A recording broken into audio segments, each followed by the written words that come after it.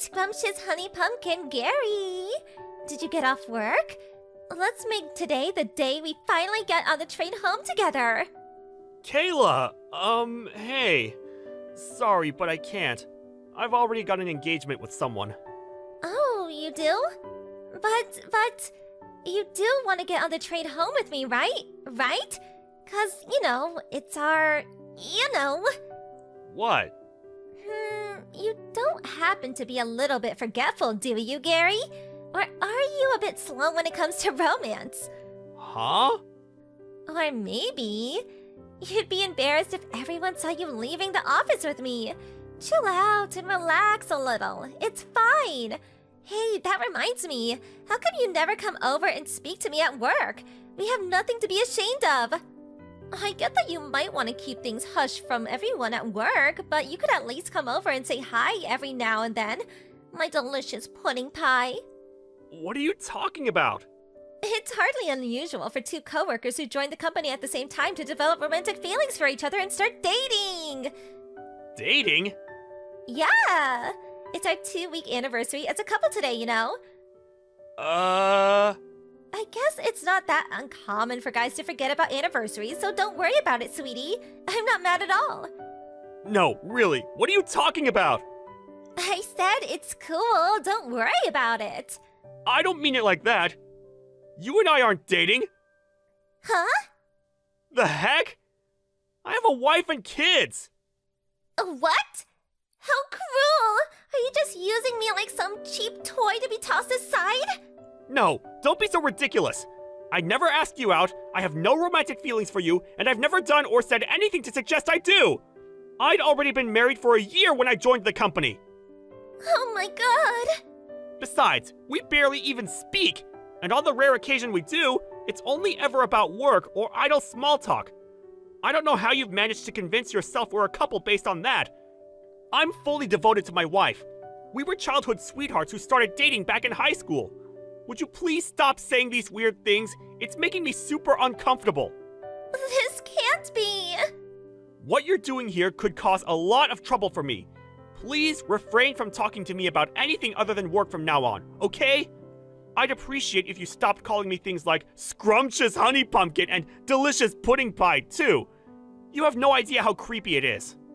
My name is Gary. Why are you doing this?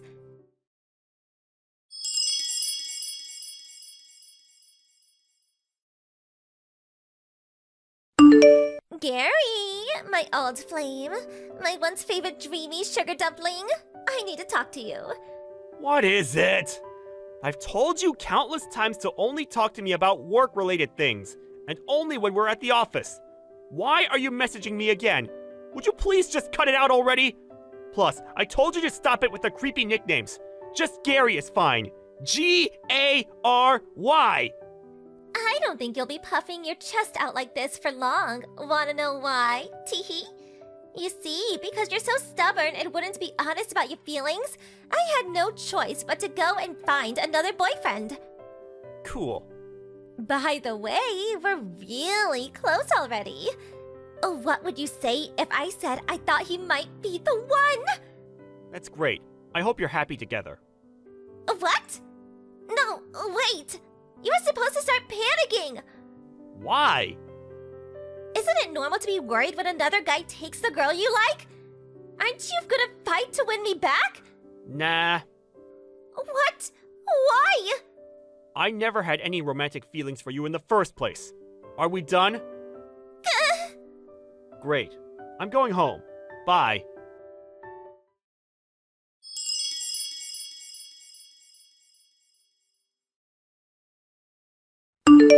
Gary, this is bad. Real bad.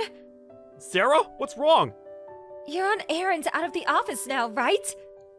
That's right. I'll be finishing up and heading back soon, though. No, please, you can't.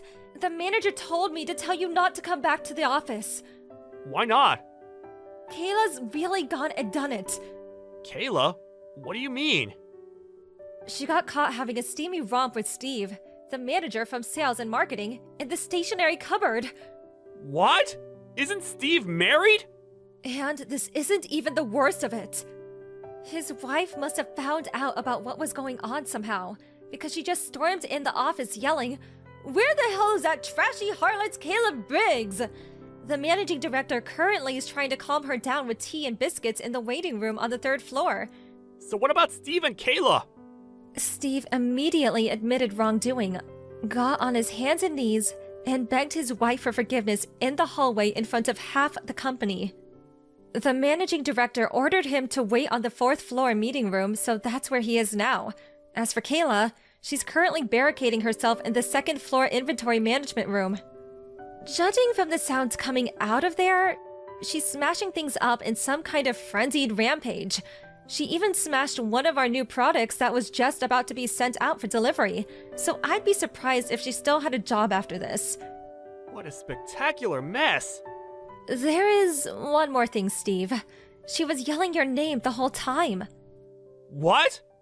I'm pretty sure everyone's got a good idea of what the situation is, so I don't think you need to worry. We all noticed a while back how she kept following you around and waiting for you after work to make advances at you. You reported her to the managing director several times too, right? Yeah. So, all things considered, since we couldn't discount the possibility the situation would deteriorate even further if you came back, he decided it would be best you didn't, at least while she's still around. I see. This whole thing must be causing you all kinds of trouble. I'm really sorry, Gary. Sorry, I don't really know how to respond to all of this. But in any case, thanks for passing on the message. I appreciate it. I'll be in touch as soon as there's any kind of development. Got it. I'm really sorry for inconveniencing you guys.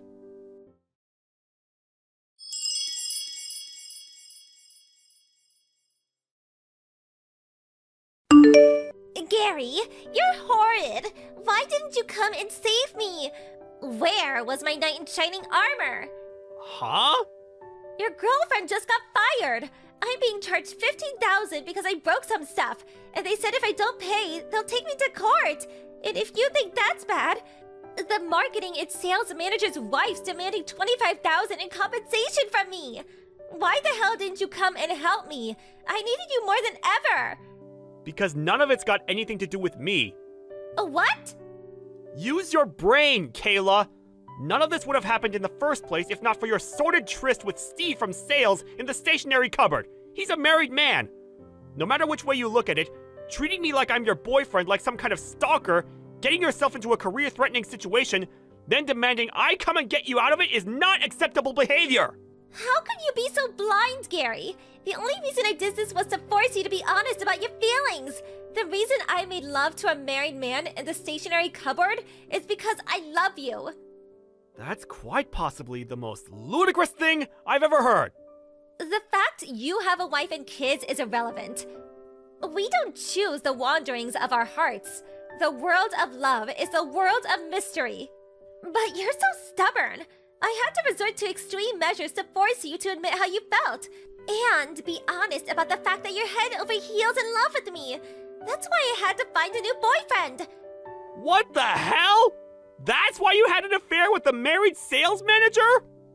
That's right. Things might have not worked out exactly as I planned, and maybe I did lose my job over it. But surely at least now you realize how much you love me. Surely now you realize how important I am to you. Tell me you do, my sweet trickle muffin. Hurry up and admit you're crazy about me. Divorce your wife and let's be together forever.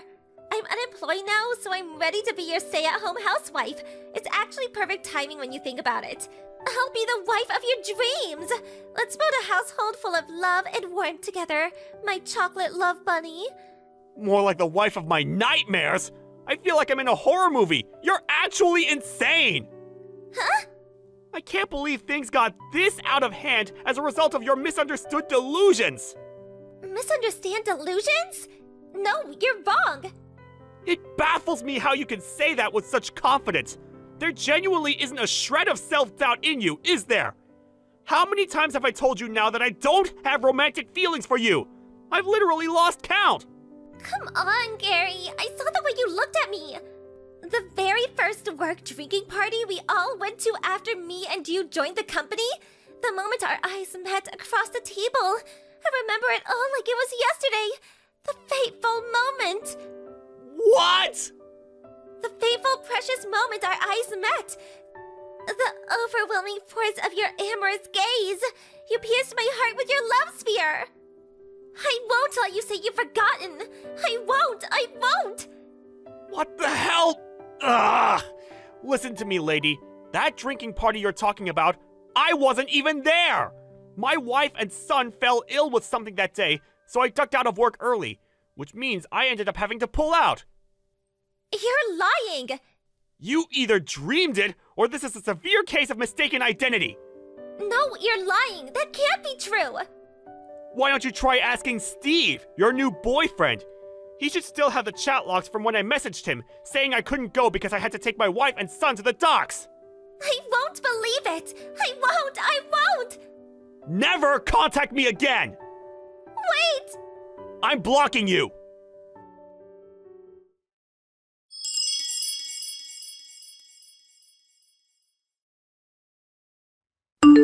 Kayla found her new boyfriend in the form of a married man for the most absurd reason imaginable. Apparently her objective was to make me feel jealous.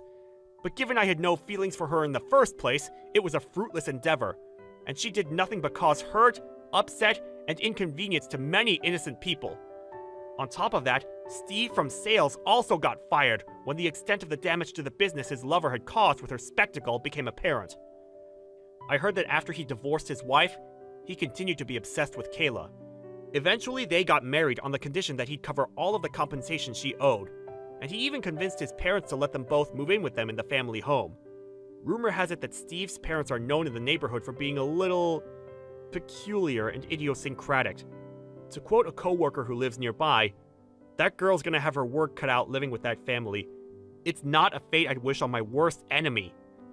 A chill runs down my spine every time I think about the unfortunate future that awaits her. If only she didn't go making the mother of all misunderstandings. Thank you for watching. Please subscribe and hit the like button. See you next time.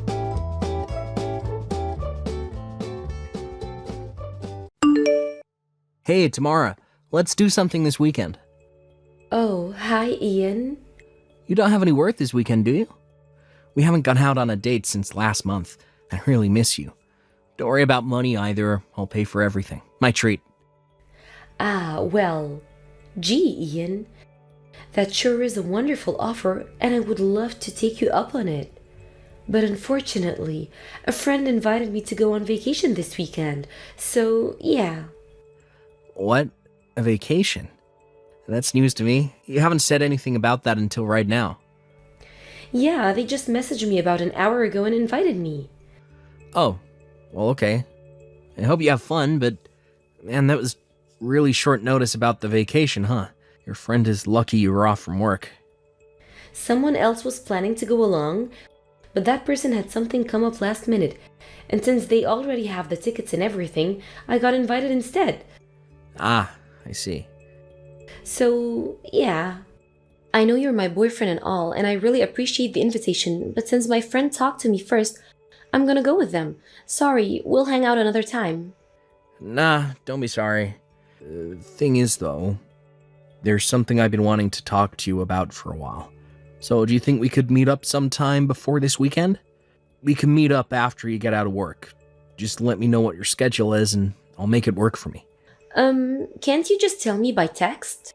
I mean, sure I could, but it's something I'd rather talk to you about in person. Oh, okay. I'll let you know if it seems like I'll be able to fit you into my schedule. Thanks, Tamara.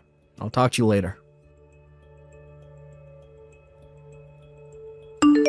Hey, Ian, do you have a minute? Hey, Tamara. You want to talk about when we can meet up, right? I'm really looking forward to seeing you. Kinda. I guess it's not totally unrelated. Well, to be more specific, I don't think I'll have any reason to meet up with you anymore. So I'll go ahead and say everything I have left to say to you right here. What? You almost sound like you're gonna break up with me. Well, the truth is, I'm pregnant with your brother's baby. What? My brother's baby? You mean my younger brother, Jordan? Well, duh. you don't have any brothers, do you? No, I guess I don't. Okay, then I'm not sure why you're so confused about it. Yeah, it's Jordan's baby. Are you out of your mind? Jordan's only 19. He's young enough to be your little brother. I mean, he is my little brother. I know, right? That's what makes it so awesome. Awesome? You mean awful? I mean, it's not like we were trying to get pregnant or anything, so that was kind of unplanned, but it just felt so good doing it with a young stud that I kept doing it over and over again. And, well, then I got pregnant. I would appreciate you holding back any unnecessary details about you sleeping with my little brother. Sorry, I just can't help myself. So yeah, like I was saying, even if I wasn't expecting to get pregnant, this means I get to marry your super hot younger brother. So I'm actually pretty happy about it. Jordan loves me, and that's all that matters.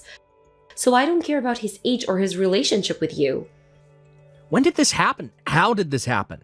Our house is like a 3-hour drive from you. Are you kidding? You didn't know? Jordan enrolled in a college with a campus downtown. He's living on his own in an apartment just a little ways away from me. Wait, really? I never heard about that. Whoa, I guess Jordan and your parents weren't kidding. What? You've even met my parents? Yeah, isn't it great? You never once took me to your house or introduced me to your parents, did you? Yeah, and I've told you the reason for that a million times before now. My parents treated me like a red-headed stepchild. They gave Jordan everything he wanted and left me with nothing but scraps. You ever hear about hand-me-downs? Well, I got hand-me-ups. I was waiting all through high school for the day I'd finally graduate and be able to leave that family far, far behind me. I haven't gone back home a single time since that day I started college. That's why I never took you to meet them. I didn't want to see them, much less introduce my girlfriend to them. Yeah, I know. That's what you always told me. But I started to think, is it really fair to base my opinion of them on your one-sided version of the story? It seemed too unbelievable to be true. So about 6 months ago, I figured out what your address was and went to meet them by myself. You what? I found your home phone number in your phone's contact list. So I called them up and arranged for a time where I could meet them. Then I waited until a weekend when you were busy, drove up there by myself and introduced myself.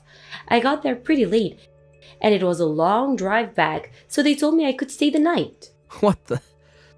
It just so happened that Jordan was visiting his parents that weekend, and that night was the first time we were together. What is the matter with you? I told you time after time how awful they treated me, and after all that, you just go by yourself. And not just that, you...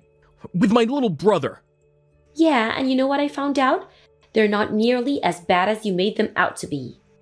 Well, I'm sure they put on the best act of their lives. And you know what else I found out? It was you who was the bad guy, not them. You gotta be kidding me. You broke into Jordan's room and stole the money he had saved up at his job during high school. You stole Jordan's girlfriends away from him. You never listened to anything to your parents told you. You were just a complete and total brat. I don't believe what I'm hearing. That's what Jordan did to me. He stole my money and my girlfriend's. I was the one who worked hard to make something of myself.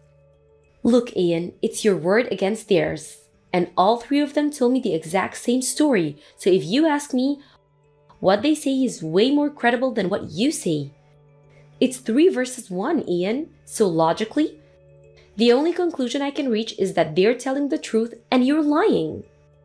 It may be 3 versus 1, but all 3 of them are lying. Whatever. So anyway, you remember me telling you I was going on vacation this weekend?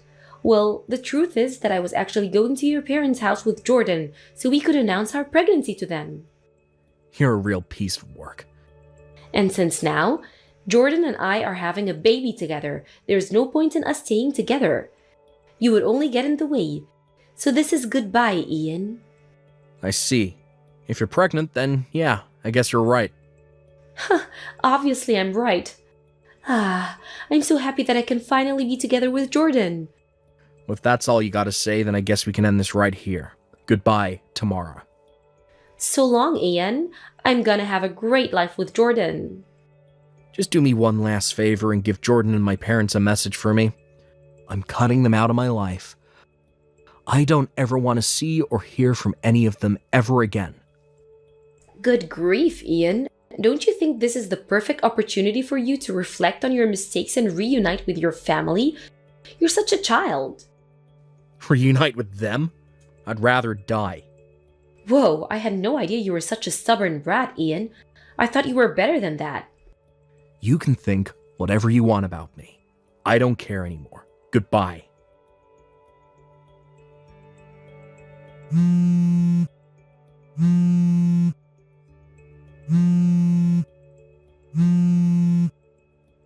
Ian, you've got to help me. Tamara, what the hell do you want? Don't talk to me like that. I'm in a major crisis over here. Not that I care. What's the problem? What do you mean was the problem? You, of all people, should know. Your mother is an absolute monster. She's treating me like a red-headed stepchild. Don't laugh at me. This is serious. You have to help me. Nah, I think I'll pass. I tried to warn you, but you ignored me and dove headfirst into that family. If you want help, why don't you ask your darling husband, Jordan? Jordan's not at home. He has college classes to attend, so he's still going to be back in the city. Really? We did get legally married without a ceremony, since I was pregnant and all. But I couldn't just force Jordan to drop out of college to take care of me. That wouldn't be fair to him. So I quit my job and moved into your family's house so that your mom could help me out with the baby after the birth. But she isn't just helping. It's more like kidnapping. She took the baby away from me and won't let me see him. Your dad stares at me a bunch of the time. It's super unnerving. Jordan's the only one who I could talk to about all of this. But he's at college and never comes home. And the worst part is, I heard that he might be cheating on me with another girl at school. Wow, sounds like you're having a pretty rough time of things. That honestly doesn't surprise me in the least. Actually, it would have surprised me if it didn't turn out like this. Oh, now you tell me. If you saw this coming, why didn't you tell me? If I had any idea this is what they really were, I never would have married into this family. What are you talking about? I did tell you. About everything. I told you that my mom was an overbearing queen bee. I told you that my dad was a lecherous creeper. I told you that Jordan thinks monogamy is a type of wood. But they seem so nice. The vile creature Jordan turned out to be is a direct product of being raised by my overbearing queen bee mother and lecherous creeper father. And I told you about all of this time after time. But you decided not to heed my warnings, met with my family behind my back. And after meeting them just one time, you immediately decided that I must be the one who was lying, and they were actually all super nice people.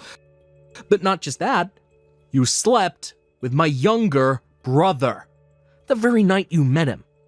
You knew everything that there was to know, and yet you decided to throw in your hat with them. I've already cut off all contact with them, and I don't consider them to be my family anymore. So nothing they do to you is my problem.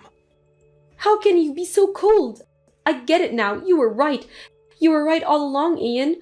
So please, can't we get back together? I'll be the best wife you could possibly dream of having. And what about your kid? I'll figure out some way to take him back from your mother and get out of here so we can raise him together. I'll let you be his dad. You'll let me, huh? Yeah, he's already your nephew, right? That's pretty close to being your son. And since he's the biological son of your beloved wife, I know you'll have no problem loving him like he was your own. We'll have a wonderful life together, just the three of us. No, never, not on your life. Just give it a chance. You'll come to like our lives together, I know it. Life with a rusty nail being constantly driven into my brain would be preferable to life with you. You've got to do something. Will you at least come down here and take me away from here? All I need is a ride. Is that too much to ask? Yeah, it actually is. But why? Because I'm not in the country. You're not? Then where are you? Not in the country. I got transferred to an overseas branch for my company with a promise of a major promotion, and I'm looking at getting my permanent residency visa as soon as possible. That's wonderful for you, but why didn't you tell me about that? I was trying to tell you about it right before you broke up with me, so never even had the chance. Oh, wait, now that I think about it, you were saying that you had something important that you wanted to talk to me about in person. Was that it? Yep. My company was talking about the possibility of the transfer at the time, and I told them that before I gave them a definitive answer, I wanted to talk to my girlfriend, you. And that's why I wanted you to set aside some time to talk to me in person. But then I found out that you had betrayed me in the worst way imaginable, so I no longer needed your input. Whoa, so that's what's going on? If I had only talked with you openly back then, maybe I'd be over there right now, standing by your side. You kidding me? The very second I found out you were pregnant with Jordan's child, I'd have kicked you to the curb in an instant. Really? Yeah, really. Well then, now that all of that's all been said, I think it should be perfectly clear why I will never help you. I wouldn't even help you if I was living across the street, much less across the globe. You're so cruel. Also, I'm going to get rid of this phone soon since I now have a plan with a local carrier over here. So there will no longer be any way for you to contact me ever again. Ian, please. So this is goodbye, Tamara. Forever. Ian, don't do this.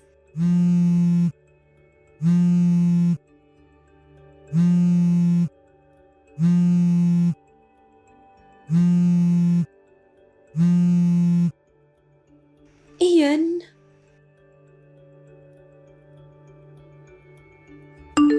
I heard about what happened after that from my other relatives. My family found out that Tamara had contacted me and they took away her phone.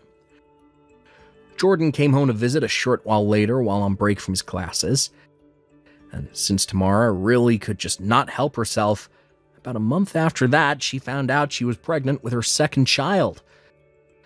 Pregnant again and unable to run away on her own, Tamara tried going to her parents for help. But it would seem that being easily fooled by bad actors runs in the family.